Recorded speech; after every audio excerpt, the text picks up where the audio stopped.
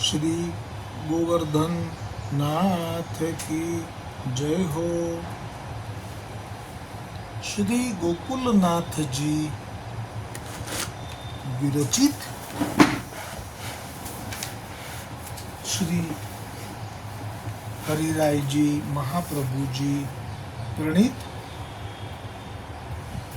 84 वैष्णव की वार्ता। कल को वार्ता प्रसंग जो अधूरो હતો 81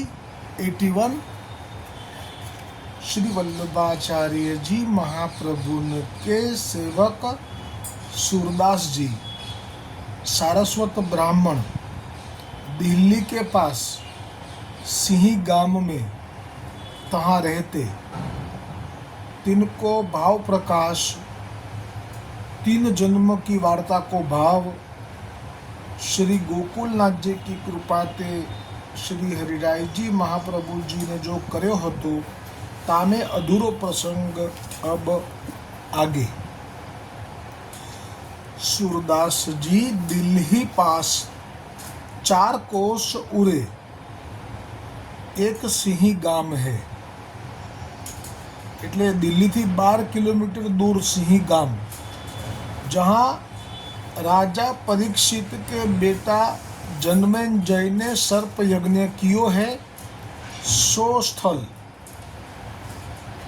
एक सारस्वत ब्राह्मण के यहाँ प्रगटे। सो सूरदास जी के जन्मत ही सो नेत्र नाही है, એટલે કહે છે કે આંખોની પાપણ કે કીકી કે ડોળા એમાંથી એકે એમના શ્રી મુખ ઉપર નહોતું। और नेत्रन को आकार गठेला कछु नाही है, એટલે નેત્રનો આકાર પણ નહીં, ઉપર બોહ માત્ર है, એટલે ખાલી 2 ભ્રમર જ હતી ઉપર। सो या भांति सो सूरदास जी को स्वरूप है। એટલે મનમાં સંશય થાય કે આવું કેમ, તો આમના એક ભાવ પ્રકટ સ્પષ્ટ થાય છે કે सूरदासजीને દિવ્ય ચક્ષુ જન્મથી જ પ્રાપ્ત છે, એ તો બરાબર, પણ મુખ્ય ભાવ એ કે આપને લૌકિક ચક્ષુથી કંઈ જ જોવું જ નથી, કારણ કે એટલી બધી કૃપા આપની ઉપર પૂર્ણ પુરુષોત્તમ શ્રી કૃષ્ણચંદ્ર પ્રભુએ કરી દીધી હશે।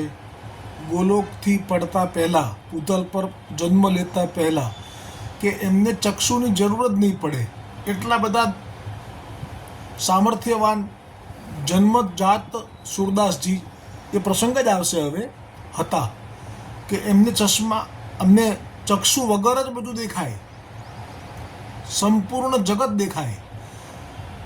દૂર હવેલીમાં ઠાકોરજીને શૃંગાર કરી રહ્યા હોય તો તે પણ આપ જે સ્થાન પર બેઠા હો ત્યાંથી જ દેખાય, એ પ્રસંગો આવશે। એટલે કે આપને લૌકિક જગતને જોવાની ઈચ્છા નહોતી, એટલે આવી ઈચ્છા એમણે જ કરી હશે કે મને આવું જ જોઈએ, એટલે જ આવી રીતે એમનો જન્મ થયો તેમ માનવું। सो 3 बेटा या सारस्वत ब्राह्मण के आगे के हते, और घर में बहुत निष्किंचन हतो। वा सारस्वत ब्राह्मण के घर चौथे बेटे सूरदास जी प्रगटे। सो तब इनके नेत्र न देखे, आकार हु नाही, सो या प्रकार देख के वा ब्राह्मण ने अपने मन में बहुत सोच कियो और दुख पायो। जो देखो, एक तो विधाता ने हमको निष्किंचन कियो, એટલે કે મને દ્રવ્ય નથી આપ્યું વિધાતાએ, બ્રહ્માએ, और दूसरे में એસે પુત્ર જન્મ્યો, એના ઉપરથી આ ચોથો પુત્ર એવો જન્મ્યો કે જેને આંખ જ નથી.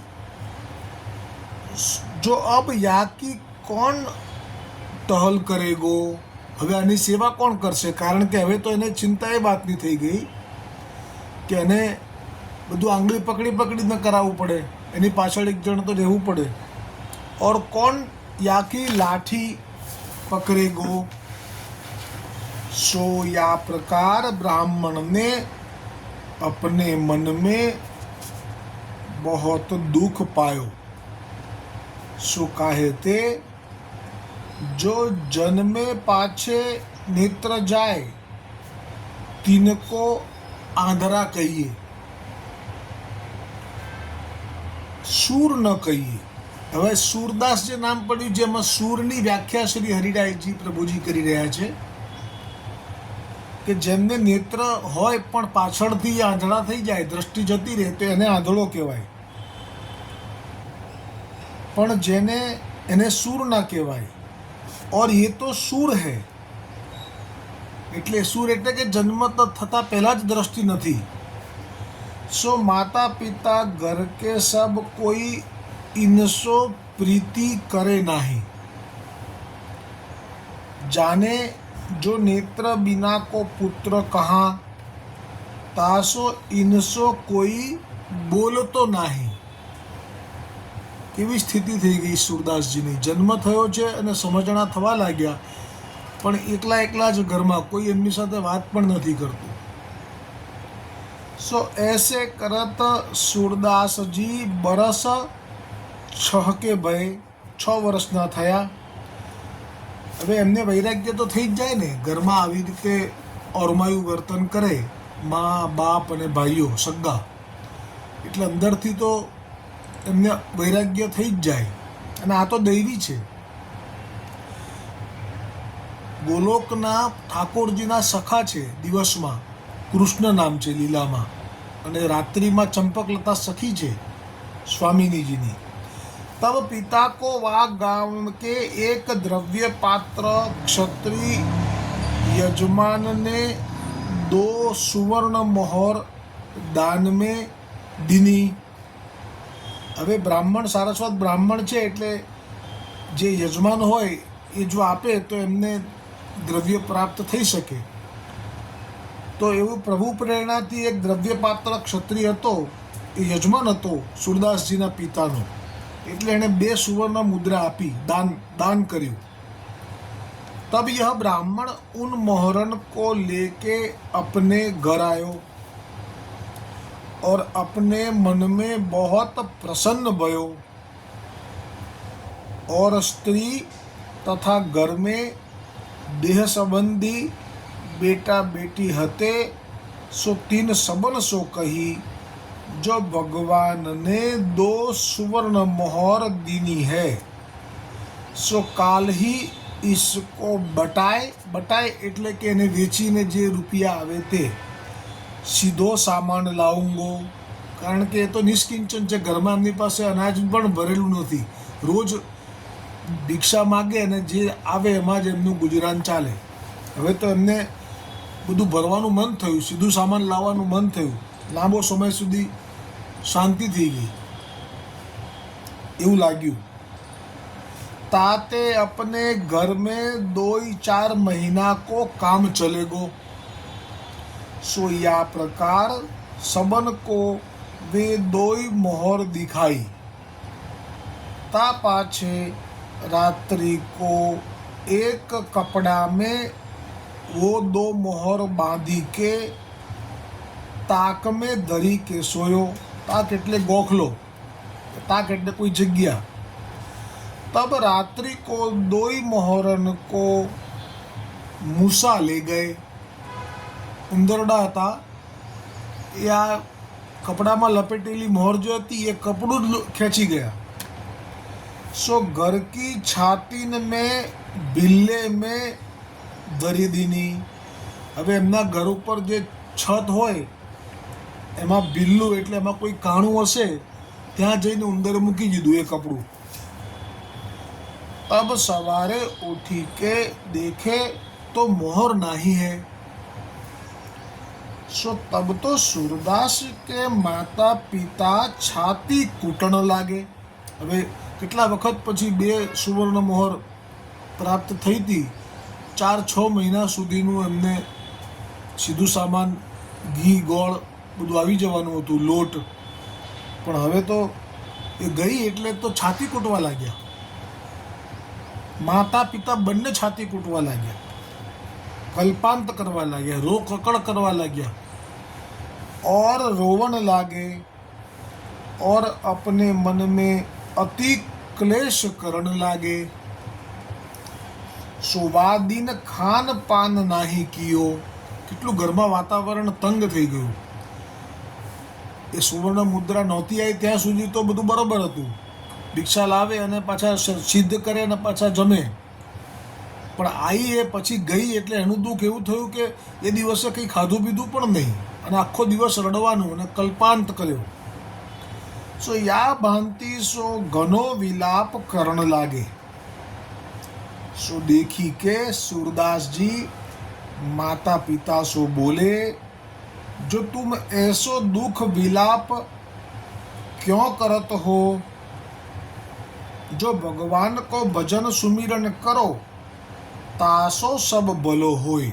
એટલા સ્વયં સિદ્ધ છે સુરદાસજી. એમને આ માયાનો સ્પર્શ ના થયો. આવી સુવર્ણ મોર 2 બધાને બતાવી છે, પણ સુરદાસજીને તો નેત્રો જ નથી એટલે બતાવી જ નહીં હોય. શું કરે બતાવીને? એટલે બધાને બતાવી છે, પણ જાણ તો થઈ ગઈ ને. સુરદાસજીને જણાવ્યું તો ખરું ને કે જો આપણા ઘરમાં 2 સુવર્ણ મુદ્રા આવી છે. તો એ વખતે સુરદાસજીને જરાય હર્ષ ના થયો, કારણ કે આપ જન્મજાત સિદ્ધ ભક્ત છે. અત્યારે હજી સાક્ષાત શ્રી વલ્લભાચાર્યજીના શરણે ગયા નથી એટલે પુષ્ટિ માર્ગમાં પ્રવેશ નથી થયો. પણ જે ભૂતલ પર અક્ષર બ્રહ્મ નારાયણ જે બિરાજે છે, વિષ્ણુ ભગવાન, એમની ભક્તિનો અનુભવ હજી અત્યારે જ છે. એમને જન્મજાત જ છે. એટલે એમણે જે સલાહ આપી એ વિષ્ણુ ભગવાનના ભક્તોના માટેની જે સલાહ હોય એ આપી. કારણ કે પેલો અધિકાર તો પુષ્ટિ માર્ગમાં પ્રવેશ કરશે પછી આવશે, અને એ તો અધિકારી સિવાય કોઈને કશું કહી પણ ના શકે. એટલે અત્યારે જે પોતાના માતા પિતાને આપે કહ્યું કે જો તુમ એસો દુઃખ વિલાપ ક્यों करत हो? ભગવાન કો ભજન સુમિરન કરો તાસો સબ ભલો હોય. આવા સમયે આવા વિચાર આવવા એ દૈવી જીવના લક્ષણ છે. કારણ કે આ સમય જ એવો છે કે જે માયાથી ગ્રસિત જીવો છે એ લોકોને આની અસર ના થાય. કેવી રીતે થાય? પોતાની 2 સુવર્ણ મુદ્રા હાથમાં આવેલી જતી રહી હોય તો આની અસર જ ના થાય. પણ આવું બોલવાવાળું કોણ હોય? તો કે જે સ્વયં પ્રભુનો કૃપાપાત્ર હોય તે જ આ શબ્દો વાપરી શકે. એટલે ભગવાનનું ભજન કરવાથી તરત જ તમને શાંતિનો અનુભવ થશે. તમને આજે દુઃખ લાગ્યું છે ને એ પણ નહીં લાગે. ભગવાનના ભજનનો મહિમા સુરદાસજીએ ગાયો અને એવું કીધું કે તાસો સબ ભલો હોય. એટલે સુધી કહી દીધું મર્યાદા માર્ગમાં જે આ કામની વાત છે, બહુ પુષ્ટિ માર્ગ માટે કામની નથી. પણ અત્યારે વાત કરી રહ્યા છે સુરદાસજી, એટલે કહી શકાય કે ભજન સુમિરન કરો તાસો સબ ભલો હોય. ભલો એટલે જો તમે ભજન સુમિરન રોજ નિયમથી કરવાનું શરૂ કરી દેશો પછી તમારું ભલું જ થવા લાગશે. ભલું એટલે એમાં એવું નહીં કે દ્રવ્ય મળી જાય. ભલું એટલે એમની અંદર જે પણ તૃષ્ણા છે, જે લોભ છે, જે વધારે વિષયો ભોગવવા માટેની ગેલછા છે, આ બધું સમાપ્ત થવા લાગે અને જે અંતરમાં બિરાજમાન પ્રભુ છે એમનો આનંદ પ્રગટ થવા લાગે. એટલે એ જીવનું કલ્યાણ થઈ જાય. પછી એ જીવને સુખ દુઃખનો અનુભવ ના થાય પણ આનંદમાં રહેવા લાગે. એ ભાવ શ્રી સુરદાસજીએ અહીંયા પ્રગટ કર્યો કે तुम ऐसो दुख विलाप क्यों करत हो? जो भगवान को भजन सुमिरन करो तासो सब भलो होय. सो या भांति सूरदास उनसो बोले. तब माता पिता ने सूरदास सो कही, तू ऐसी घड़ी को सूर जन्म्यो है હવે બધો દોષનો ટોપલો સુરદાસજી ઉપર નાખ્યો અને सूरदास जी सो कही तू ऐसी घड़ी को सूर जन्म्यो है। હવે એની પર દોસ્તો ટોપલો નાખતા એના પિતા એવું કહે છે કે તું કયા ચોઘડિયામાં જન્મ્યો છે, એમને વ્યંગ મારે છે, મેણું મારે છે, વ્યંગના શબ્દોથી બોલે છે। સો હમકો વાહી દિન સો દુઃખ હી મેં જન્મ બીતત હૈ। કેટલો મોટો આક્ષેપ કરી દીધો। सूरदासजी 6 વર્ષના છે, અત્યારે બાળક છે, અને એમને એવું કહી દીધું કે જ્યારથી તું જન્મ્યો છે, કોણ જાણે કયા ચોઘડિયામાં જન્મ્યો છે કે ચોઘડિયાને કારણે એક તો તારો જન્મ થયો અને તારા જન્મ થયા પછી અમે દુઃખ જ દુઃખનો અનુભવ કર્યો છે। આવો આક્ષેપ કર્યો। આ ખોટો છે આક્ષેપ, પણ એમને બધી ભરાશ કાઢવી હતી ને, જે બે સુવર્ણ મુદ્રા જતી રહી ને, એનું જે દર્દ પ્રગટ કરવું હતું ને, એમાં सूरदासजीને લઈ લીધા बच्चे। जो हमको काहू दिन सुख नाही भयो और हमको भरपेट अन्न नाही मिलत है। એટલે કે જે તારા જન્મ થયાથી અત્યાર સુધીમાં અમને ક્યારેય સુખ નથી મળ્યું અને અમે ભરપેટ જમ્યા પણ નથી। એટલે થોડુંક લેતા આખા દિવસમાં ભિક્ષા મળે તો કેટલી મળે, એટલીમાં પેટ નહીં ભરાતું હોય, આટલી નિષ્કિંચનતા હતી। जो श्री भगवान ने हमको 2 सुवर्ण मोहर दीनी हती, सो यों ही गई। આવી રીતે જતી રહી, ખબર નથી પડી ક્યાં ગઈ। तब सूरदास जी बोले जो तुम मोको घर में न राखो। હવે શરત મૂકી, હવે આપનું સામર્થ્ય પ્રગટ કરે છે। આપ જન્મજાત સિદ્ધિ સાથે પ્રગટ થયા છે, એ અત્યાર સુધી તો કોઈને ખબર નહોતી। એટલે હરિરાયજી મહાપ્રભુજીએ ક્યાંય વર્ણન નથી કર્યું સિદ્ધિનું, પણ હવે હરિરાય મહાપ્રભુજી सूरदासजीના જીવનના પ્રસંગ બન્યો જ છે। દિલ્હીથી 12 કિલોમીટર દૂર જે સિંહી ગામ છે, એ ગામના નાના અમથા ગરીબ નિષ્કંચન બ્રાહ્મણના ઘરમાં આ ઘટના હવે ઘટી રહી છે કે જે સિદ્ધિ પ્રગટ કરશે શ્રી सूरदासजी પાસે જન્મથી જ છે। જો તુમ મોકો ઘર મેં ન રાખો તો મેં અબહી તિહારી મોહર બતાવી દેવું। કેટલી મોટી વાત કરી આ। એટલે વૈરાગ્ય તો એમને થઈ જ ગયો છે, કારણ કે ઘરના બધા એમની સાથે ઓરમાયું વર્તન કરે છે, એમની સાથે વાત પણ નથી કરતા। ત્યાં સુધી તો વૈરાગ્ય સાધારણ હતો, પણ આજે એના પિતાએ ત્યાં સુધી કહી દીધું કે તું કયા ચોઘડિયામાં જન્મ્યો છે કે તારા જન્મ્યાથી અત્યાર સુધીમાં અમે સુખ નથી જોયું અને ભરપેટ અમે ખાધું નથી। એટલે આજે વૈરાગ્ય સંપૂર્ણ ચરમસીમાએ પહોંચી ગયો। હવે આ ઘરમાં રહેવાનો અર્થ નથી। અને ભજન કરવાની સલાહ જો આપે આપી છે 6 વર્ષના બાલ सूरदासजीએ, તો આપને ભજનમાં કેટલો પ્રેમ હશે એ પણ હવે આગળના પ્રસંગમાં આવશે। એ ભજન કર્યા વગર નહીં રહી શકે, પણ ભજન માટે પણ જો સંસારમાં અનુકૂળતા હોય તો સંસારમાં ભજન કરવું જોઈએ, પણ સંસારમાં અનુકૂળતા ના હોય એટલે કે દૈવી જીવ ના હોય તો પછી સંસાર પણ ભજનમાં વિરોધ કરનારો થાય। એ જાણતા હોવાથી सूरदासजीએ સૌથી પહેલી શરત મૂકી દીધી કે જો તમે મને હવે ઘરમાં ના રાખો એટલે કે મને જવા દો। હવે ખરેખર તો આ લોકોને એવો કોઈ મોહ છે નહીં, પણ છતાંય જો હવે સુવર્ણ મુદ્રા મળી જાય પછી પાછો મોહ થાય એવી શક્યતા પૂરેપૂરી सूरदासजीને ખબર પડી ગઈ। એટલે પહેલી શરત મૂકી કે જો તમે મને આ ઘરમાંથી જવું તો જવા દેવાનું અને મારી પાછળ પાછળ કોઈએ નહીં આવવાનું, તો હું તમારી મોહર તમને બતાવી દઉં। હવે જેમને આંખ જ નથી, આંખના નેત્રોના નિશાન જ નથી, એ એમ કહે છે કે હું તમને મોહર बतावी दूं, पर पाछे मोको घर में राख्यो मती और तुम मेरे पीछे मती परियो, मारी पाछळ ना पड़ता। पछी तब यह सुनी के कारण के सिद्ध थई जाए ने, कोई व्यक्ति जाहिर थई जाए ने कि आ सिद्ध छे, पछी लोको एनी पाछळ बहू पड़ी जाए અને પાછળ પડી જાય ને પછી જીવવું એ સિદ્ધ વ્યક્તિને જીવવું પણ દોહલું બની જાય। એટલા માટે જ સિદ્ધ લોકોએ પોતાની સિદ્ધિને પ્રગટ ન કરવી જોઈએ। કાશ માધવદાસ કાશ્મીરી પંડિતે પણ આવી રીતે એક ભૂલ કરી હતી। કોઈ લૌકિક શેઠનો પુત્ર મરી ગયેલો અને એને જીવાડવા માટે થઈને ઠાકોરજીને વિનંતી કરી હતી કે તમે તો દુઃખો દૂર કરનારા છો, બધાના દુઃખ દૂર કરો છો, તો આનું દુઃખ દૂર કરો। તો સિદ્ધિ હતી, પણ એ સિદ્ધિ નહોતી, એ ઠાકોરજીની સાથે સાનુભાવ હતો, એનો આવો ઉપયોગ કરવાની ઈચ્છા કરી। તો ઠાકોરજી તો ચતુર છે। ઠાકોરજી કે જે કામ કર, જા હું તને આજે આપું છું સિદ્ધિ, આજે તું એને એમ કહીશ કે જીવી જાય તો એ જીવી જશે. તો આ સિદ્ધિ થોડી વાર માટે આપી ઠાકોરજીએ, અને માનો કે પુષ્ટિજીવ પાસે હોવી જોઈએ, બની શકે હશે એની પાસે, માધવ કાશ્મીરી પંડિત પાસે, પણ અત્યારે ઠાકોરજીએ કીધું કે તું જ કે જીવી જશે જા.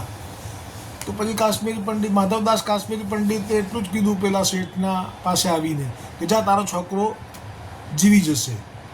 અને પેલાને ખરેખર જીવતો થયેલો જોયો એટલે આખા કાશ્મીરમાં વાત ફેલાઈ ગઈ કે આ માધવદાસ તો આવી રીતે મરદાને બી ઊભો કરે છે.